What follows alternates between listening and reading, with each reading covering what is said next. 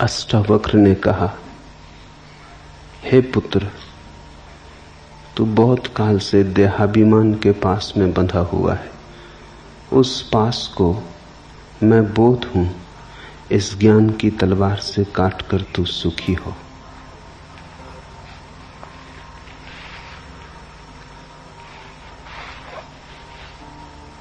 अष्टावक्र की दृष्टि में, और वही शुद्धतम दृष्टि है, आत्यंतिक दृष्टि है, बंधन केवल मान्यता का है, बंधन वास्तविक नहीं है। रामकृष्ण के जीवन में ऐसा उल्लेख है कि जीवन भर तो उन्होंने मां काली की पूजा अर्चना की, लेकिन अंततः उन्हें लगने लगा कि ये तो द्वैत ही है, अभी एक का अनुभव नहीं हुआ। प्रीतिकर है, सुखद है, लेकिन अभी दो तो दो ही बने हैं। कोई स्त्री को प्रेम करता, कोई धन को प्रेम करता, कोई पद को। उन्होंने मां काली को प्रेम किया, लेकिन प्रेम अभी भी दो में बटा है। अभी परम अद्वैत नहीं घटा। पीड़ा होने लगी तो वे प्रतीक्षा करने लगे कि कोई अद्वैतवादी, कोई वेदांती, कोई ऐसा व्यक्ति आ जाए जिससे राह मिल सके। एक परमहंस तोतापुरी गुजरते थे। रामकृष्ण ने उन्हें रोक लिया और कहा, मुझे एक के दर्शन करा दें।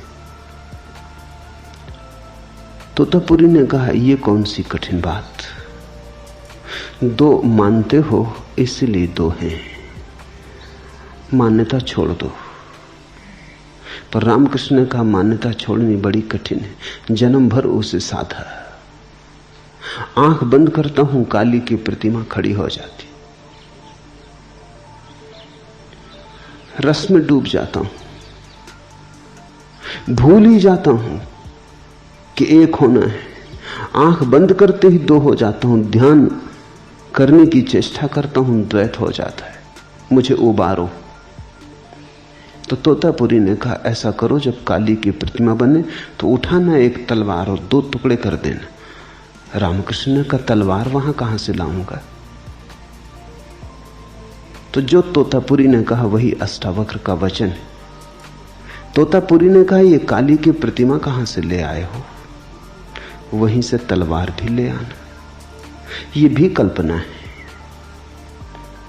इसे भी कल्पना से सजाया संवारा है, जीवन भर साधा है, जीवन भर पुनरुक्त किया है तो प्रगाढ़ हो गई है। ये कल्पना ही है। सभी को आंख बंद करके काली तो नहीं आती। ईसाई आंख बंद करता है, वर्षों की चेष्टा के बाद तो क्राइस्ट आते। कृष्ण का भक्त आंख बंद करता है तो कृष्ण आते। बुद्ध का भक्त आंख बंद करता है तो बुद्ध आते। महावीर का भक्त आंख बंद करता है तो महावीर आते। जैन को तो क्राइस्ट नहीं आते, क्रिश्चियन को तो महावीर नहीं आते। जो तुम कल्पना साधते हो वही आ जाती। रामकृष्ण ने काली को साधा है तो कल्पना प्रगाढ़ हो गई। बार बार पुनरुक्ति से, निरंतर निरंतर स्मरण से कल्पना इतनी यथार्थ हो गई है कि अब लगता है काली सामने खड़ी, कोई वहां खड़ा नहीं, चैतन्य अकेला है, यहां कोई दूजा नहीं, दूसरा नहीं। तुम आंख करो बंद, तोतापुरी ने कहा, उठाओ तलवार और तोड़ दो। रामकृष्ण आंख बंद करते, लेकिन आंख बंद करते ही हिम्मत खो जाती। तलवार उठाएं काली को तोड़ने को, भक्त भगवान को काटने को तलवार उठाए, ये बड़ी कठिन बात है। संसार छोड़ना बड़ा सरल, संसार में पकड़ने योग्य क्या है। लेकिन जब मन की किसी गहन कल्पना को खड़ा कर लिया हो, मन का कोई काव्य जब निर्मित हो गया हो, मन का स्वप्न जब साकार हो गया हो, तो छोड़ना बड़ा कठिन। संसार तो दुख स्वप्न जैसा है। भक्ति के स्वप्न, भाव के स्वप्न दुख स्वप्न नहीं है, बड़े सुखद स्वप्न है। उन्हें छोड़ें कैसे, तोड़ें कैसे? आंख से आंसू बहने लगते, गदगद हो जाते, शरीर कपने लगता, मगर वो तलवार न उठती, तलवार की याद ही भूल जाती। आखिर तोतापुरी ने कहा बहुत हो गया, कई दिन बैठ के, ऐसे न चलेगा, या तो तुम करो या मैं जाता हूं, मेरा समय खराब मत करो, ये खेल बहुत हो गया। तोतापुरी उस दिन एक कांच का टुकड़ा ले आया और उसने कहा कि जब तुम मगन होने लगोगे तब मैं तुम्हारे माथे को कांच के टुकड़े से काट दूंगा। जब मैं यहां तुम्हारा माथा काटूं तो भीतर एक दफा हिम्मत करके उठा लेना तलवार और कर देना 2 टुकड़े। बस ये आखिरी है, फिर मैं ना रुकूंगा। तोतापुरी की धमकी जाने की, और फिर वैसा गुरु खोजना मुश्किल होता। तोतापुरी अष्टावक्र जैसा आदमी रहा होगा। जब रामकृष्ण आंख बंद किए, काली की प्रतिमा उभरी और वो मगन होने को ही थे, आंख से आंसू बहने को ही थे, उद्रेक हो रहा था, उमंग आ रही थी, रोमांच होने को ही था कि तोतापुरी ने लिया माथे पर जहां आज्ञा चक्र है, वहां लेके ऊपर से नीचे तक कांच के टुकड़े से माथा काट दिया। खून की धार बह गई। हिम्मत उस वक्त भीतर रामकृष्ण ने भी जुटा ली, उठा ली तलवार, 2 टुकड़े कर दिए काली के। काली वहां गिरी कि अद्वैत हो गया, कि लहर खो गई सागर में, कि सरिता उतर गई सागर में। फिर तो कहते हैं 6 दिन उस परम शून्य में डूबे रहे, न भूख रही न प्यास, न बाहर की सुध रही न बुध, सब भूल गए। और जब 6 दिन के बाद आंख खोली तो जो पहला वचन कहा वो यही, आखिरी बाधा गिर गई, the last barrier has fallen. ये पहला सूत्र कहता है, हे पुत्र, तू बहुत काल से देहाभिमान के पास में बंधा हुआ, उस पास को ही अपना अस्तित्व मानने लगा है। मैं देह हूं, मैं देह हूं, मैं देह हूं, ऐसा जन्मों जन्मों तक दोहराया है। दोहराने के कारण हम देह हो गए। देह हम हैं नहीं, ये हमारा अध्यास है, ये हमारा अभ्यास है, ये हमारा आत्मसम्मोहन है। हमने इतनी प्रगाढ़ता से माना है कि हम हो गए। रामकृष्ण के जीवन में एक और उल्लेख है। उन्होंने सभी धर्मों की साधनाएं की। वो अकेले व्यक्ति थे मनुष्य जाति के इतिहास में जिसने सभी धर्मों के मार्ग से सत्य तक जाने की चेष्टा की। साधारणतः व्यक्ति पहुंच जाता है एक मार्ग से, फिर कौन फिक्र करता है दूसरे मार्गों की। तुम पहाड़ की चोटी पर पहुंच गए, फिर दूसरी पगडंडियां भी लाती हैं या नहीं लाती हैं, कौन फिक्र करता है, पहुंच ही गए। जो पगडंडी ले आई, बाकी लाती हो न लाती हो, प्रयोजन किसे। लेकिन रामकृष्ण बार बार पहाड़ की चोटी पर पहुंचे, फिर नीचे उतर आए, फिर दूसरे मार्ग से चढ़े, फिर तीसरे मार्ग से चढ़े। वे पहले व्यक्ति हैं जिन्होंने सभी धर्मों की साधना की और सभी धर्मों से उसी शिखर को पा लिया। समन्वय की बात बहुतों ने की थी, रामकृष्ण ने पहली दफे समन्वय का विज्ञान निर्मित किया। बहुत लोगों ने कहा था सभी धर्म सच हैं, लेकिन वो बात की बात थी। रामकृष्ण ने उसे तथ्य बनाया, उसे अनुभव का बल दिया, अपने जीवन से प्रमाणित किया। जब वो इस्लाम की साधना करते थे तो वो ठीक मुसलमान फकीर हो गए। वो भूल गए रामकृष्ण, अल्लाहू अल्लाहू की आवाज लगाने लगे, कुरान की आयतें सुनने लगे, एक मस्जिद के द्वार पर ही पड़े रहते थे, मंदिर के पास से निकल जाते, आंख भी ना उठाते, नमस्कार तो दूर रही। भूल गए काली को। बंगाल में एक संप्रदाय है, सखी संप्रदाय। जब रामकृष्ण सखी संप्रदाय की साधना करते, सखी संप्रदाय की मान्यता है कि परमेश्वर ही पुरुष है, बाकी सब स्त्रियां हैं। परमेश्वर कृष्ण है, बाकी सब उसकी सखियां हैं। तो सखी संप्रदाय का पुरुष भी अपने को स्त्री ही मान के चलता है। लेकिन जो घटना रामकृष्ण के जीवन में घटी वो किसी सखी संप्रदाय की मान्यता वाले व्यक्ति को कभी नहीं घटी थी। पुरुष मान ले अपने को ऊपर ऊपर से स्त्री हूं, भीतर तो पुरुष ही बना रहता है, जानता तो है कि मैं पुरुष ही हूं। तो सखी संप्रदाय के लोग कृष्ण की मूर्ति को लेकर रात बिस्तर पे सो जाते, वही पति है। लेकिन इससे क्या फर्क पड़ता है? लेकिन जब रामकृष्ण ने साधना की तो अभूतपूर्व घटना घटी। बड़े बड़े वैज्ञानिकों को भी चकित कर दे ऐसी घटना घटी। 6 महीने तक उन्होंने सखी संप्रदाय की साधना की। 3 महीने के बाद उनके स्तन उभर आए, उनकी आवाज बदल गई, वो स्त्रियों जैसे चलने लगे, स्त्रियों जैसी उनकी मधुर वाणी हो गई। स्तन उभर आए, स्त्रियों जैसे स्तन हो गए, शरीर का पुरुष ढांचा बदलने लगा। मगर इतना भी संभव है क्योंकि स्तन होते तो पुरुष को भी हैं, अविकसित होते, स्त्री के विकसित होते, तो हो सकता है अविकसित स्तन विकसित हो गए हों। बीज तो है ही। यहां तक कोई बहुत बड़ी घटना नहीं घटी। बहुत पुरुषों को स्तन बढ़ जाते, ये कोई बहुत आश्चर्यजनक बात नहीं। लेकिन 6 महीने पूरे होते होते उनको मासिक धर्म शुरू हो गए, तब चमत्कार की बात थी।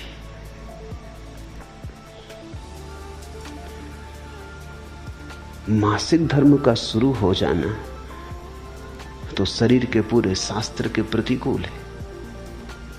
ऐसा तो कभी किसी पुरुष को न हुआ था। ये 6 महीने में क्या हुआ? एक मान्यता कि मैं स्त्री हूं, ये मान्यता इतनी प्रगाढ़ता से की गई, ये भाव इतने गहरे तक गुंजाया गया, ये रोए रोए में और कण कण में शरीर के गूंजने लगा कि मैं स्त्री हूं। इसका विपरीत भाव ना रहा, पुरुष की बात ही भूल गई, तो घटना घट गई। अष्टावक्र कह रहे हैं, हम देह नहीं हैं, हमने माना तो हम देह हो गए। हमने जो मान लिया हम वही हो गए। संसार हमारी मान्यता है, और मान्यता छोड़ दी तो हम तत्क्षण रूपांतरित हो सकते। छोड़ने के लिए किसी यथार्थ को बदलना नहीं, सिर्फ एक धारणा को छोड़ देना है।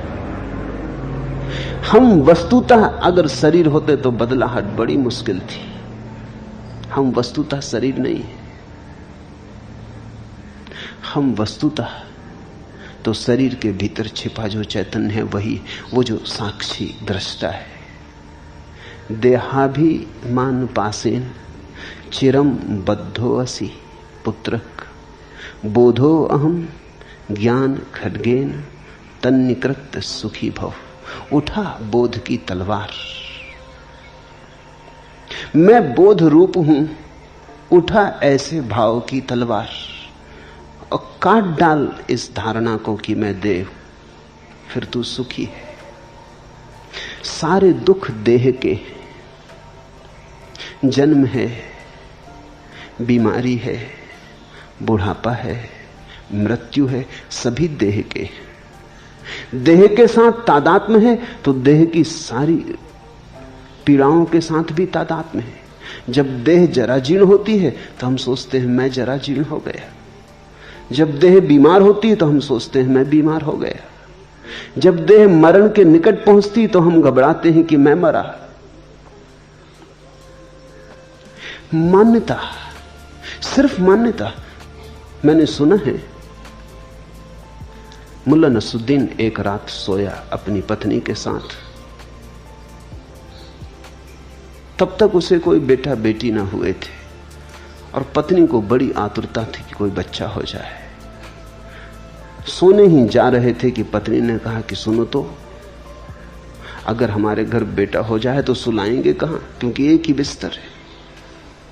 तो मुल्ला थोड़ा किनारे सरक गया, उसने कहा यहां बीच में सुला लेंगे।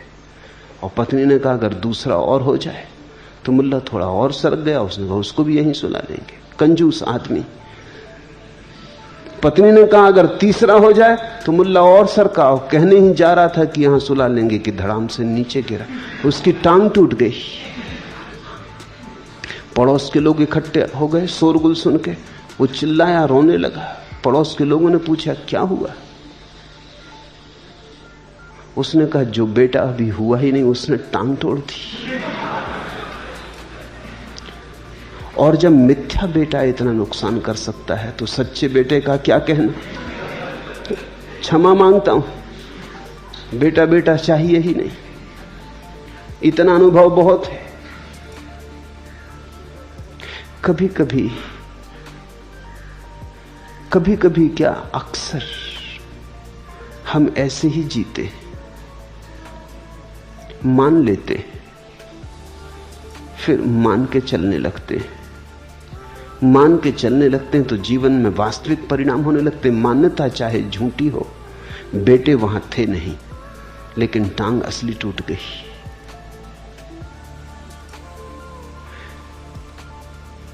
झूठ का भी परिणाम सच हो सकता है।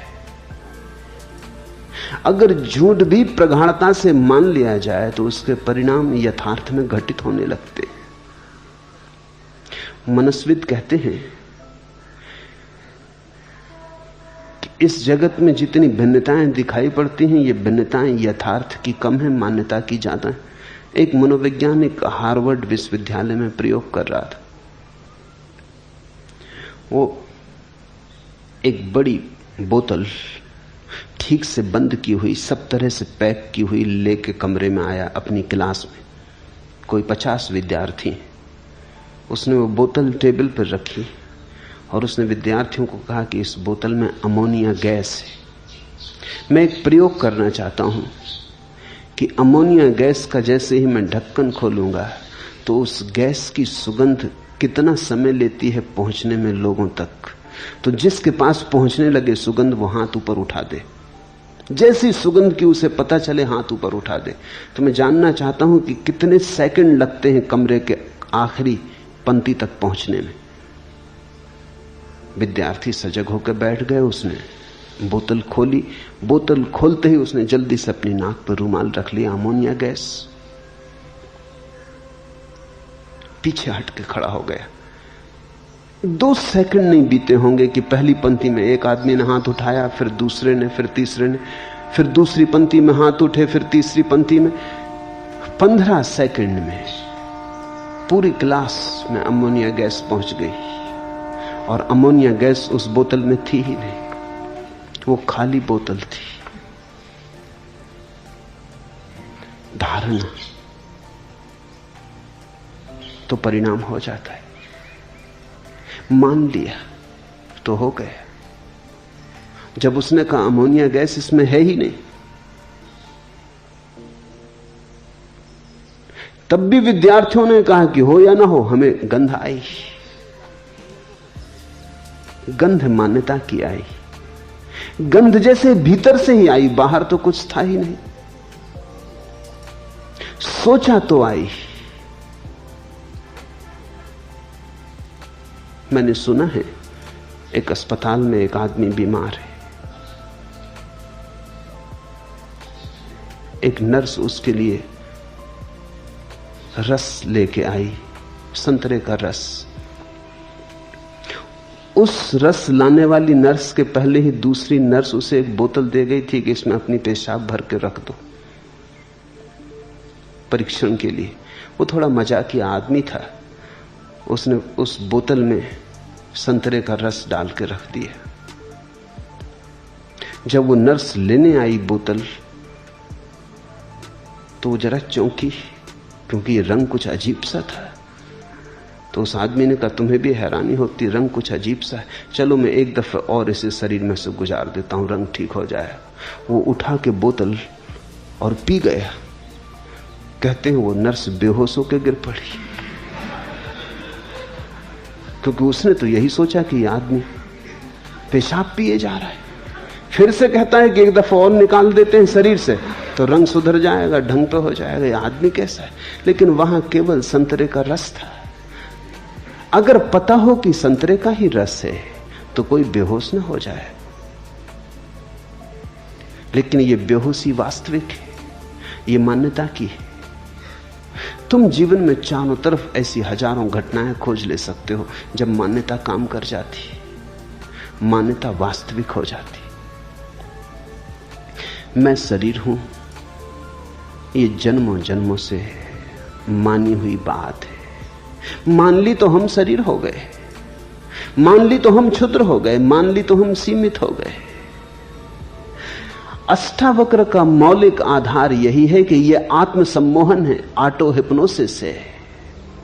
तुम शरीर हो नहीं गए हो, तुम शरीर हो नहीं सकते हो, इसका कोई उपाय ही नहीं है। जो तुम नहीं हो वो कैसे हो सकते हो? जो तुम हो तुम अभी भी वही हो, सिर्फ झूठी मान्यता को काट डालना है। उस पास को मैं बोध हूं इस ज्ञान की तलवार से काट कर तू अभी सुखी हो जा। ज्ञान खंगेन तत् निष्कृतम त्वम सुखी भव। अभी सुख को जगा ले, क्योंकि सारे दुख हमारे उस मान्यता के पिछलग्गू हैं कि हम देह। बुद्ध भी मरते हैं लेकिन मृत्यु की कोई पीड़ा नहीं। रामकृष्ण भी मरते हैं लेकिन मृत्यु की कोई पीड़ा नहीं। रमन भी मरते हैं लेकिन मृत्यु की कोई पीड़ा नहीं। रमन जब मरे तो उन्हें कैंसर था। चिकित्सक बहुत चकित थे, बड़ी कठिन बीमारी थी, बड़ी पीड़ादायी बीमारी थी। लेकिन रमन वैसे ही थे जैसे थे, जैसे बीमारी ने कोई भेद ही नहीं लाया, कहीं कोई अंतर ही नहीं पड़ा। चिकित्सक परेशान थे कि यह असंभव है, यह हो कैसे सकता है? मौत द्वार पर खड़ी है और आदमी अविचलित है। चिकित्सकों की बेचैनी हम समझ सकते हैं। इतनी पीड़ा हो रही है और आदमी अविचलित है, निस्तरंग है।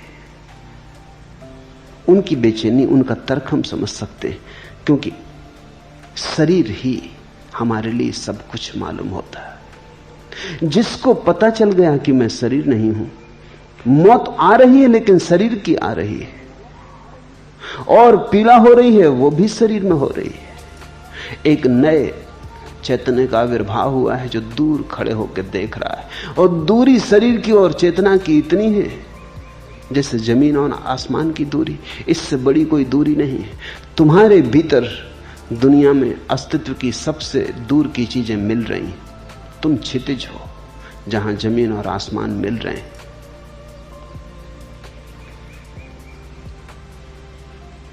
जायते अस्ति वर्धते भी परिणमते अपक्षीते विनश्यति। जो उत्पन्न होता है, स्थित है, बढ़ता है, बदलता है, क्षीण होता है और नाश हो जाता है, वह तू नहीं। जो इन सबको देखता है। बचपन देखा तुमने, फिर बचपन को जाते भी देखा। अगर तुम बचपन ही होते तो आज याद भी कौन करता कि बचपन था? तुम बचपन के साथ ही चले गए होते।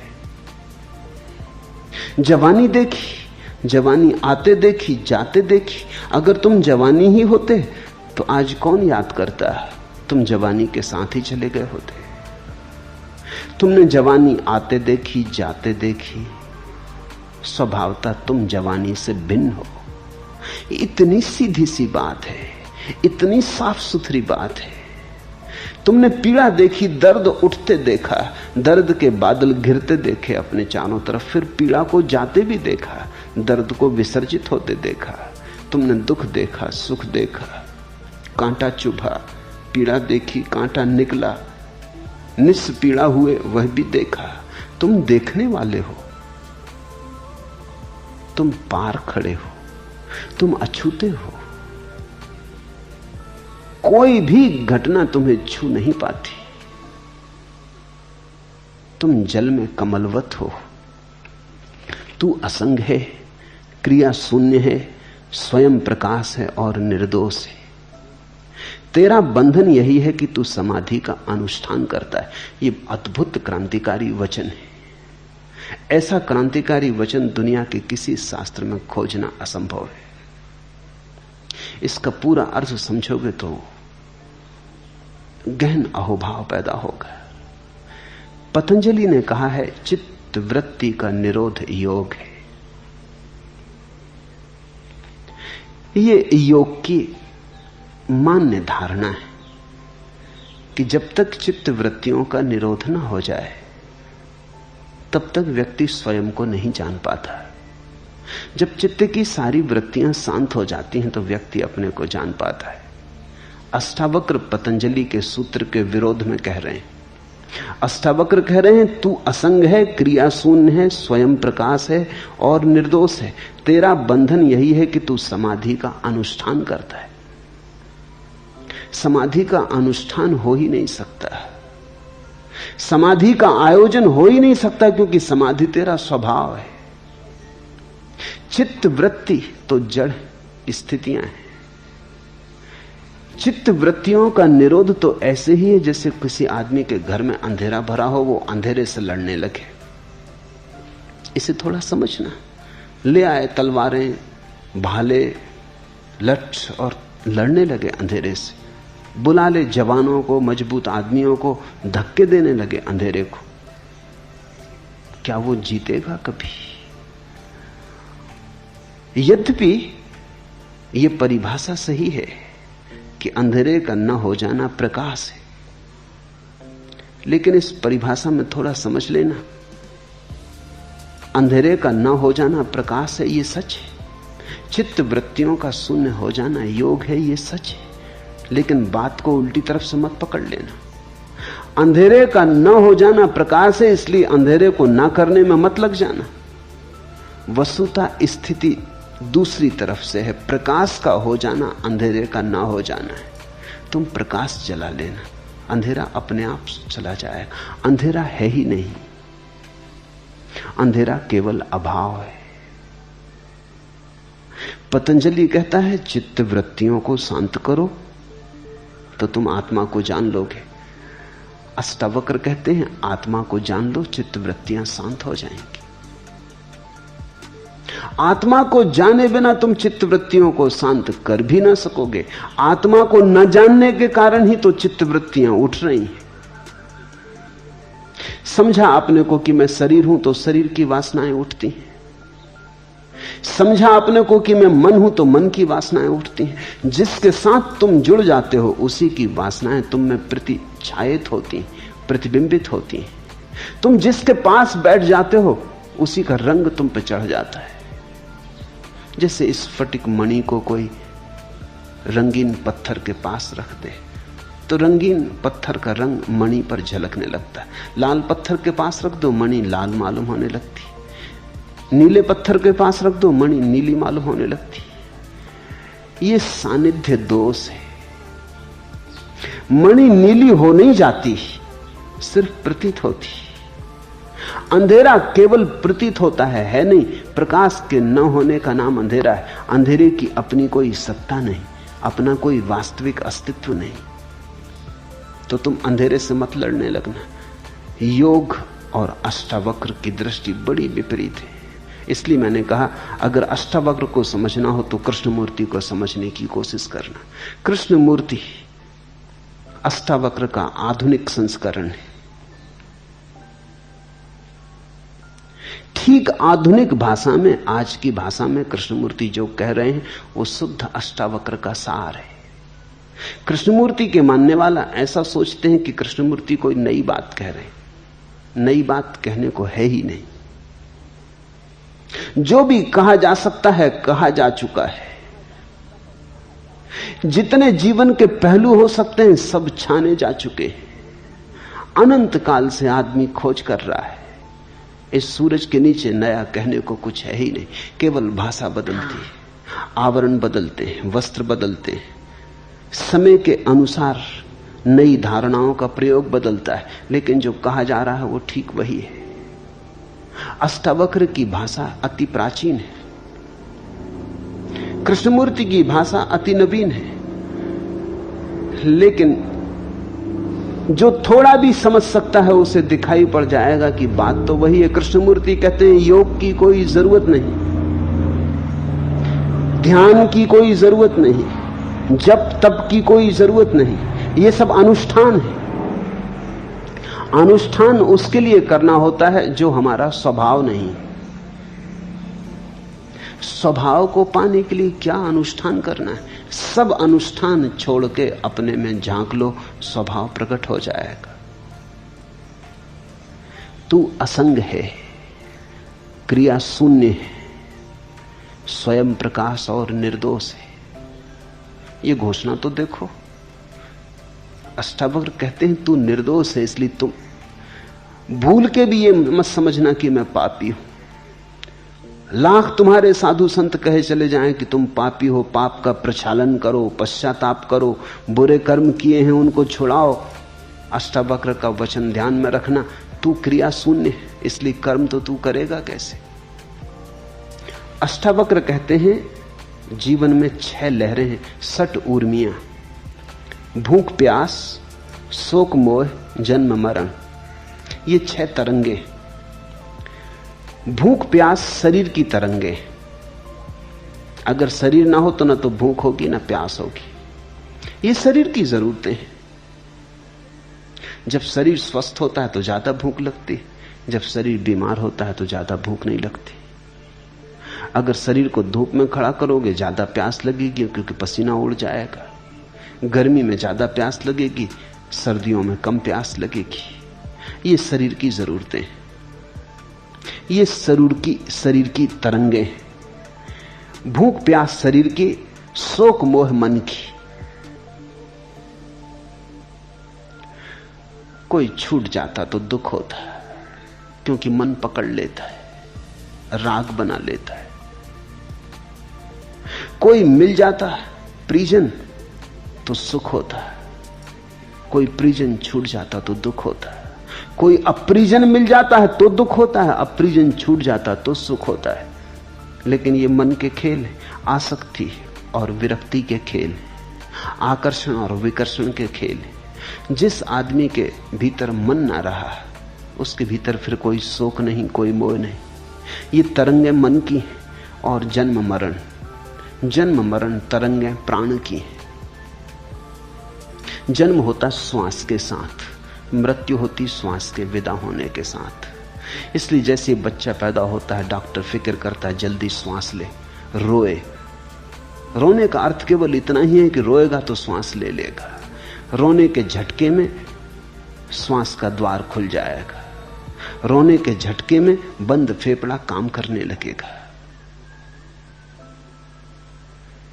अगर बच्चा नहीं रोता कुछ सेकंड के भीतर तो डॉक्टर उसे उल्टा लटका के उस पर चोट करता बच्चे के ऊपर, ताकि धक्के में श्वास चल पड़े। श्वास जन्म है। श्वास यानी प्राण की प्रक्रिया। जब आदमी मरता है तो श्वास समाप्त हो जाती, प्राण की प्रक्रिया बंद हो गई। प्रतिपल यही हो रहा है। श्वास भीतर आती तो जीवन भीतर आता, श्वास बाहर जाती तो जीवन बाहर जाता। प्रतिपल जन्म और मृत्यु घट रही है। हर आती श्वास जीवन है, हर जाती श्वास मौत है। तो मौत और जन्म तो प्रतिपल घट रहे हैं। ये प्राण की तरंगे हैं। अष्टावक्र कहते हैं ये 6 ऊर्मियां हैं, तुम इन 6 के पार हो, इनके दृष्टा हो। इसलिए बुद्ध ने तो श्वास पर ही सारा का सारा अपना साधना की व्यवस्था खड़ी की। बुद्ध ने कहा एक ही काम पर्याप्त है कि तुम आती जाती श्वास को देखते रहो। क्या होगा आती जाती सांस को देखने से? धीरे धीरे अगर तुम जाती श्वास को देखो कि श्वास बाहर गई, आती श्वास को देखो श्वास भीतर आई, तो बीच में तुम थोड़े समय ऐसे भी पाओगे जब श्वास स्थिर हो जाती, ना तो बाहर जाती ना भीतर आती। हर आती जाती श्वास के बीच में क्षण भर को अंतराल है, जब श्वास न चलती, न हिलती, न डुलती, बाहर जाती, फिर क्षण भर को रुकती, फिर भीतर आती, भीतर आती, फिर क्षण भर को रुकती, फिर बाहर जाती। तो अंतराल तुम्हें दिखाई पड़ने लगेंगे। उन्हीं अंतराल में तुम पाओगे कि तुम हो। श्वास का आना जाना तो प्राण का खेल है, और अगर तुम श्वास को देखने में समर्थ हो गए तो वो जो देखने वाला है वो श्वास से पृथक हो गया, वो श्वास से अलग हो गया।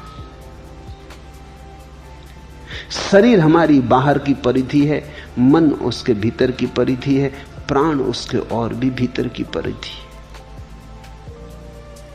तो ऐसा भी हो सकता है शरीर अपंग हो जाए, टूट फूट जाए, तो भी आदमी जीता है।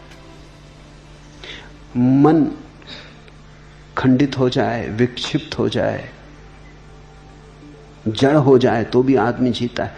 लेकिन बिना श्वास के आदमी नहीं जीता। मस्तिष्क भी निकाल लो आदमी का पूरा, तो भी आदमी जिए चला जाता है।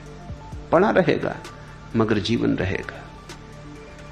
शरीर के अंग अंग काट डालो, बस श्वास भर चलती रहे तो आदमी जीता रहेगा। श्वास बंद हो जाए तो सब मौजूद हो तो भी आदमी मर गया। ये 6 तरंगे हैं और इन 6 के पार दृष्टा है। तू असंग है, कोई तेरा संगी साथी नहीं। शरीर भी तेरा संगी साथी नहीं, श्वास भी तेरी संगी साथी नहीं, मन के विचार भी तेरे संगी साथी नहीं। तू असंग है। भीतर ही कोई साथी नहीं, बाहर की तो बात ही क्या। पति पत्नी, परिवार, मित्र, परिजन, कोई साथी नहीं। साथ होंगे, संगी कोई भी नहीं। साथ होना केवल वाह घटना है, भीतर से किसी से कोई जोड़ बनता नहीं। तू असंग, क्रिया शून्य है। इसलिए कर्म के जाल की तो बात ही मत उठाओ। अगर अष्टावक्र से तुम ये पूछोगे कि आप कहते हो अभी अभी हो सकती मुक्ति, तो कर्मों का क्या होगा? जन्म जन्म तक पाप किए उनका क्या होगा? उनसे छुटकारा कैसे होगा? अष्टावक्र कहते हैं तुमने कभी किए ही नहीं। भूख के कारण शरीर ने किया होगा कुछ, प्राण के कारण प्राण ने किया होगा कुछ, मन के कारण मन ने किया होगा कुछ।